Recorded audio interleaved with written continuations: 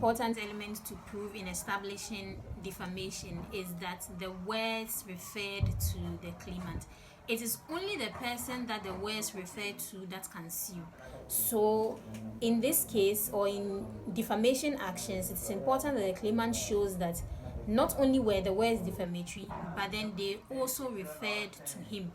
Again, the test is that of the reasonable man. Will this ordinary, reasonable reader think that the words refer to the claimant? And this was established in the case of Morgan versus Oldham's Press. In this case, the court stated that reasonable man, as we use in other areas of tort law, is really what we refer to as the ordinary reader in this case, or in discussing the law of defamation or the law on defamation. In defining who this reasonable man is or this ordinary reader is, we must take into consideration the fact that a lot of people that are reading newspapers would most likely just skim through. When you are reading through newspapers, you are unlikely to be racking your head trying to put meaning on every single line that you read, trying to find out who is it talking about and all that. So this ordinary reader is likely to engage in some sort of or some degree of loose thinking. Okay, now if in the exercise of that loose thinking, or even in the exercise of that loose thinking, this ordinary reader is likely to come to the conclusion that these words refer to the claimant, then the court would hold that the words indeed refer to the claimant. The case of Morgan versus Oldham's Press was a case in 1971 where the claimant was suing the defendant, who was a media company and were the publishers of The Sun, a newspaper, because in one of their publications they said that, or they insinuated that, a woman called Miss Murray had been kidnapped by a dog doping gang. At the time the publication was made, the said Miss Murray was staying with the claimant. He said that it gave people the impression that he was the one who had kidnapped Miss Murray, and then also that he was associated with the dog doping gang, and that was defamatory. He produced 6 witnesses who said that when they saw the publication, they thought that it referred to him. Now, the newspaper company obviously argued that they didn't mention his name, and so they could not be said to have defamed him, and that argument failed because the court thought that the ordinary reader who had knowledge of the circumstances would conclude that the publication was about the claimant. So at any given point in time, or in any case, or in any question before you, the question is, can people, or would people assume that the words did refer to the claimant? Whether or not the name of the claimant was mentioned directly is irrelevant. There's also case law to suggest that whether or not the defendant intended to refer to the claimant is also irrelevant.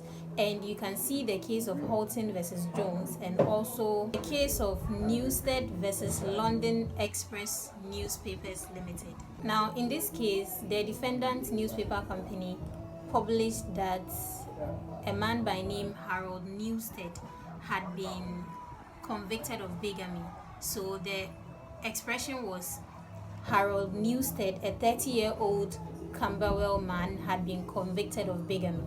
Yes, it's true of a certain man named Harold Newstead living in Camberwell who was 30 years old at the time. But it wasn't true of the claimant, who was also going by the same name, was also 30 years old and lived in the same place, but he was a barber. It wasn't true of him. So when he sued, the defendant said that they were not even referring to him. They don't even know of his existence. And this thing they are talking about, or their publication, is true of somebody else. So you can't say that you have been defamed by something that is true of another person, because at all material times they were referring to that other person.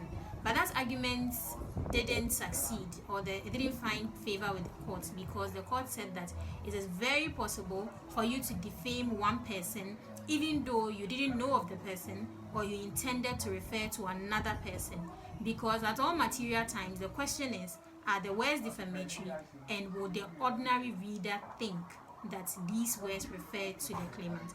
So in defamation cases, it is possible for you to intend to make a publication or say something about one other person, but another person you were not even talking about or did not even know existed could sue you for defamation and succeed, because those same descriptions are true of this other person and people believed that those words refer to him.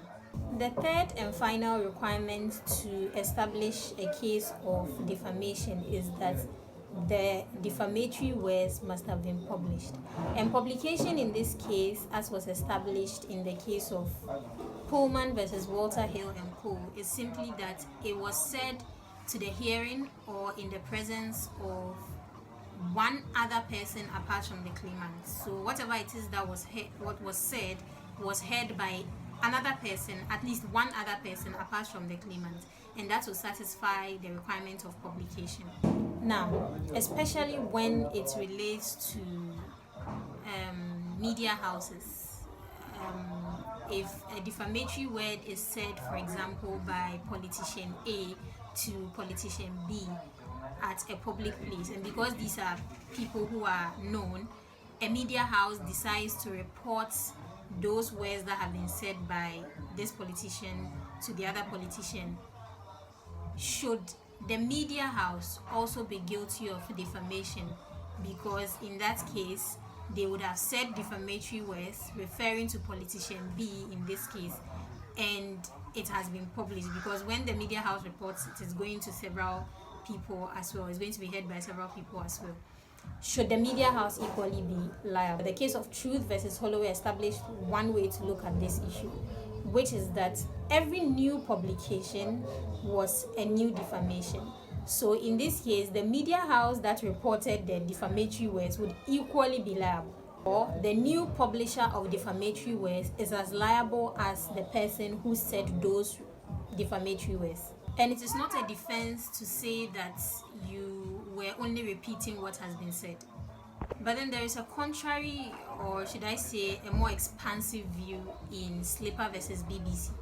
And in that case, the court said that if the publication or the subsequent publication, apart from the first person who said the defamatory words, if the subsequent publication is only a natural and probable consequence of the initial publication, then the subsequent publishers cannot be liable.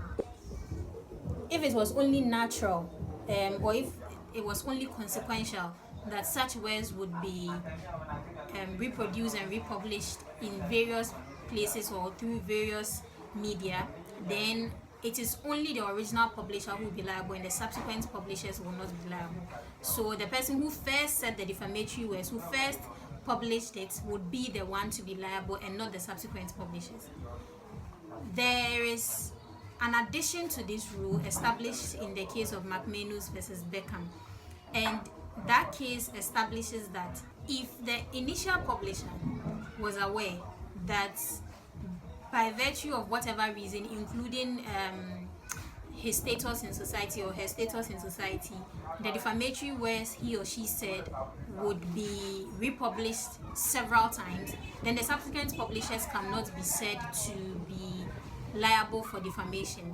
Only the initial publisher or only the initial person who said the defamatory words and who published it would be liable. So at any given point in time, there's no doubt that the person who said the defamatory words would be liable for defamation if the words were defamatory, if they referred to the claimant, and if they were published. However, whether subsequent publishers of the defamatory words would equally be liable for defamation depends on whether it was a natural and probable consequence of the circumstances, or if it was a natural and probable consequence of just saying the defamatory words. And as I've said, the case of McManus versus Beckham says then that, or adds to this by saying that if the person who made the defamatory statement is aware that by virtue of whatever either because of his status in society or whatever defamatory words that he says is going to be reproduced, is going to be republished, then he will be liable for defamation, and the subsequent publishers will not be liable for defamation. So, what have we discussed? We have defined what defamation is. We have also talked about the elements needed to establish defamation, and we've made reference to the common law cases that back some of these principles. See you again in another video where we talk about specific principles in relation to defamation. Bye.